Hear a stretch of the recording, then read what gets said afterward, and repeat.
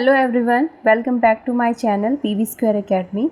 इस वीडियो में जो हम टॉपिक डिस्कस करने वाले हैं वो है close packing in ionic solids. तो यहाँ पे जो वर्ड यूज़ किया गया है क्लोज पैकिंग, उसका मतलब है कि जितना भी यूनिट सेल में स्पेस अवेलेबल है उसमें मैक्सिमम स्पेस को जो पार्टिकल्स हैं स्फेयर्स की फॉर्म में वो ऑक्यूपाई कर लेंगे। तो इसलिए इसका नाम है close packing in ionic solids. Close packing को हमने फर्दर टू टाइप्स में डिवाइड किया है। एक है 2D क्लोज पैकिंग, एक है 3D close packing. 2D close packing का मतलब है कि सिंगल प्लेन में जो अरेंजमेंट होगा हमारे पार्टिकल्स का यानी स्फेयर्स का, उसको हम बोलेंगे 2D क्लोज पैकिंग। ठीक है।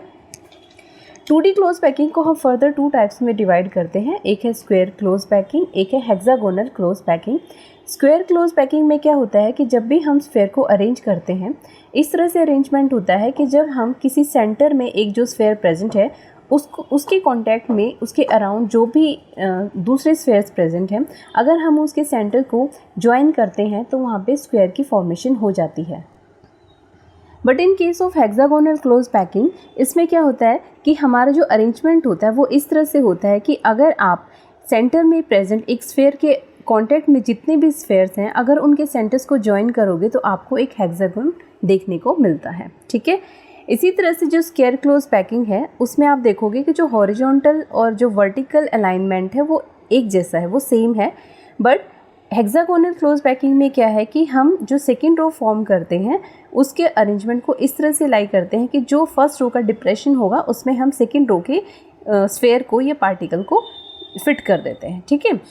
इसके अलावा स्क्वायर क्लोज पैकिंग में 52.4% जो स्पेस होता है उसको स्फेयर्स या पार्टिकल्स आप बोल सकते हैं ऑक्यूपाई करते हैं, और हेक्सागोनल क्लोज पैकिंग में 60.4% जो पार्ट होता है वो ऑक्यूपाइड रहता है। यहाँ पे ये डायग्राम्स दिखाते हैं, ये वाला स्क्वायर क्लोज पैकिंग को शो कर रहा है और ये वाला हेक्सागोनल क्लोज पैकिंग को शो कर रहा है। यहाँ पे देखो, अगर हम एक स्फेयर की बात करें, सपोज़ ये स्फेयर यहाँ पे है सेंटर में, इसको टच करने वाले देखो यहाँ पे 4 स्फेयर्स प्रेजेंट हैं। अगर हम इनके सेंटर्स को ज्वाइन करेंगे इस तरह से तो यहाँ पे एक स्क्वायर की फॉर्मेशन हो जाएगी, इसलिए इसका नाम है स्क्वायर क्लोज पैकिंग। इसी तरह से हेक्सागोनल क्लोज पैकिंग में जैसे अभी मैंने आपको बताया, फर्स्ट रो को हमने इस तरह से अरेंज किया है और जो इसके डिप्रेशंस यहाँ पे प्रेजेंट हैं वहाँ पे हम सेकेंड रो के पार्टिकल्स को इस तरह से फिट कर देते हैं। तो ये जो अरेंजमेंट फॉर्म हुआ है इसमें आप देख रहे हैं, अगर हम किसी एक सेंट्रल स्फेयर को कंसीडर करें और उसके कांटेक्ट में जितने भी साइड में स्फेयर्स प्रेजेंट हैं उनके सेंटर्स को अगर ज्वाइन करते हैं तो यहाँ पे एक हेक्सागन की फॉर्मेशन हो जाती है।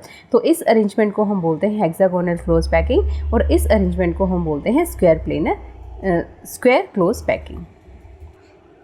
नेक्स्ट जो टाइप है close packing in ionic solids में वो है 3D क्लोज पैकिंग। जैसे नाम से इंडिकेट हो रहा है कि 3D का मतलब है कि हमारा जो अरेंजमेंट होगा वो 3 प्लेन्स में होगा। It is of two types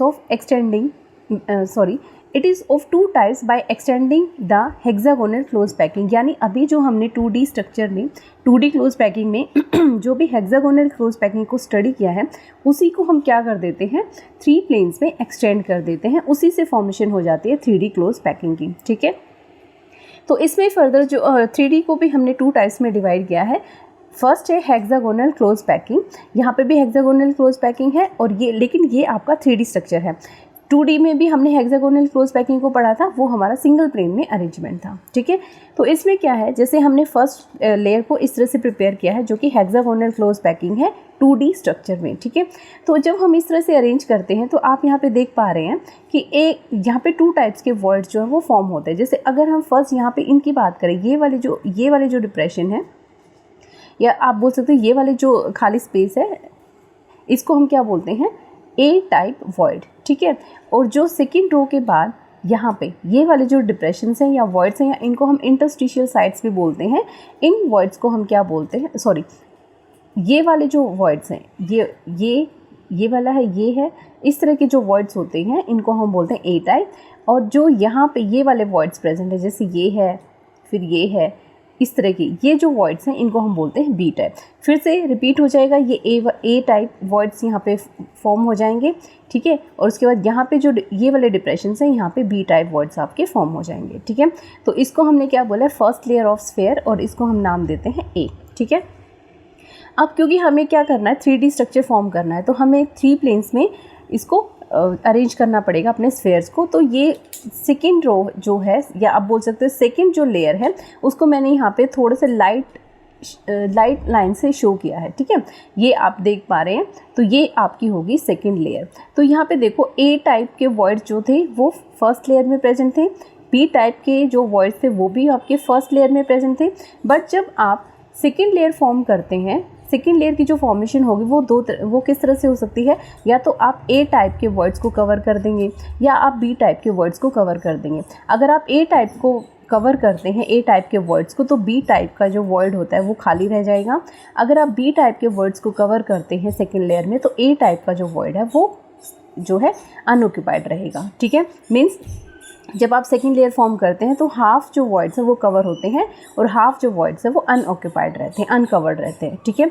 तो इसमें हम देखते हैं कि जो आपने सेकेंड लेयर फॉर्म की है उसमें भी एक तरह का वर्ड यहाँ पे प्रेजेंट है, ठीक है। जैसे ये एक वर्ड फॉर्म हो गया, इसी तरह से यहाँ पे आपका ये वाला इस तरह से आपने ये बनाया है तो एक वर्ड आपका यहाँ पे फॉर्म हो गया।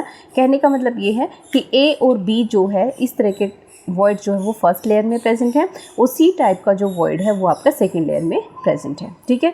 तो यहाँ पे यही चीज़ मैंने मेंशन की है, A and B are equivalent in first layer, यानी जो फर्स्ट लेयर है उसमें ए और बी में कोई भी डिफरेंस नहीं है, दोनों इक्विवेलेंट है। Second layer can either occupied A और बी, या तो ए को ऑक्यूपाई करेगा या बी को ऑक्यूपाई करेगा, ठीक है। अरेंजमेंट ऐसे ही पॉसिबल हो पाएगा। उसकी वजह से क्या हो जाएगा, half of the words occupied and half remains unoccupied, ठीक है, जैसे मैंने आपको अभी एक्सप्लेन किया। अब थर्ड लेयर की अगर हम बात करें, for third layer 2 types of words are available A of the first layer. क्योंकि देखो इस डायग्राम में मैंने ये शो किया है कि हमने जो फर्स्ट लेयर का ए वर्ड था उसको कवर करते हुए क्या बनाई है, सेकेंड लेयर बनाई है। इसका मतलब जो हमारा ए टाइप के वर्ड्स थे फर्स्ट लेयर में वो अभी भी क्या है, अनऑक्यूपाइड है। तो थर्ड लेयर के लिए एक तो हमारे ए अनऑक्यूपाइड वाले वर्ड्स प्रेजेंट है जो कि फर्स्ट लेयर के पास थे, और सी टाइप के जो सेकेंड लेयर में प्रेजेंट है। तो इनको कवर करके, इन दोनों में से किसी को भी कवर करके हम क्या कर सकते हैं, थर्ड लेयर को फॉर्म कर सकते हैं। नेक्स्ट क्या है, if third layer covered the word C, अगर सी वर्ड को कवर करते हुए हम थर्ड लेयर फॉर्म करते हैं of second layer, then third layer will be same as layer first A. यानी अगर हम थर्ड लेयर को कवर करेंगे तो हमारी जो थर्ड लेयर बनेगी, फर्स्ट लेयर को अगर सी टाइप वर्ड्स को कवर करते हैं तो थर्ड लेयर जो है वो सेम कैसी बनेगी, फर्स्ट लेयर जैसी फॉर्म हो जाएगी, ठीक है। So the arrangement is A B type and packing called the hexagonal close packing, ठीक है। अगर थर्ड लेयर आप फॉर्म करते हो कैसे, कि जो आपका फर्स्ट लेयर का ए वर्ड जो है वो अनऑक्यूपाइड था उसको कवर करते हुए अगर आप थर्ड लेयर बनाते हो तो जो अरेंजमेंट है वो आपका हो जाएगा A B C type, A B C A B C A B C. और इस टाइप की पैकिंग को हम क्या बोलते हैं, CCP या फिर क्यूबिक क्लोज पैकिंग। इसी को हम FCC या फेस सेंटर्ड क्यूबिक भी बोल सकते हैं, ठीक है। तो ये 2 टाइप के अरेंजमेंट्स होते हैं आपके 3D में। इसके अलावा एक BCC अरेंजमेंट भी यहाँ पे पॉसिबल है, बट उसके लिए हमें क्या करना होता है, उसमें जो हमारे स्फेयर आपने अभी देखा 2D एंड 3D के केस में बिल्कुल क्लोजली पैक्ड है, बट अगर आपको BCC फॉर्म करना है तो आपको स्फेयर्स को थोड़ा सा दूर दूर रखना पड़ेगा, ठीक है, उनको ज़्यादा कांटेक्ट में नहीं रखना है, तभी आपका BCC यहाँ पे फॉर्म हो जाएगा, ठीक है। सो BCC body centre cubic arrangement is form when one sphere of second layer, जो सेकेंड लेयर हमारी फॉर्म हुई है कौन से वाले केस में, AB टाइप वाले में, is in contact of 8 spheres, वो 8 स्फेयर्स की कॉन्टेक्ट में है। 4 स्फेयर इन फर्स्ट लेयर, जो 4 स्फेयर है वो फर्स्ट लेयर से बिलोंग करेंगे और जो 4 स्फेयर्स हैं वो आपके थर्ड लेयर से बिलोंग करेंगे। For this BCC arrangement spheres in first layer are slightly open और नॉट सो क्लोजली पैक्ड। अभी जैसे मैंने आपको बताया है कि वो ज़्यादा क्लोजली पैक्ड नहीं होने चाहिए। जैसा कि यहाँ पे डायग्राम में दिखाया है कि हमने क्या किया, स्पेस को थोड़ा सा ओपन अप कर दिया है। और जब इस तरह का अरेंजमेंट आप देखते हैं तो सपोज़ ये हमारा क्या है, सेंट्रल है, सेंट्रल कोई स्फेयर है, 4 जो स्फेयर्स होते हैं वो नीचे वाले लेयर में हम देखते हैं और 4 जो स्फेयर्स हैं वो हमारी अपर लेयर में, थर्ड लेयर में देखने को मिलते हैं। तो इससे हमें जो अरेंजमेंट मिलता है उसको हम बोलते हैं BCC अरेंजमेंट, ठीक है। तो आज के लिए बस इतना ही। नेक्स्ट टाइम फिर एक नया टॉपिक हम नेक्स्ट वीडियो में डिस्कस करेंगे। तब तक के लिए बाय बाय, टेक केयर।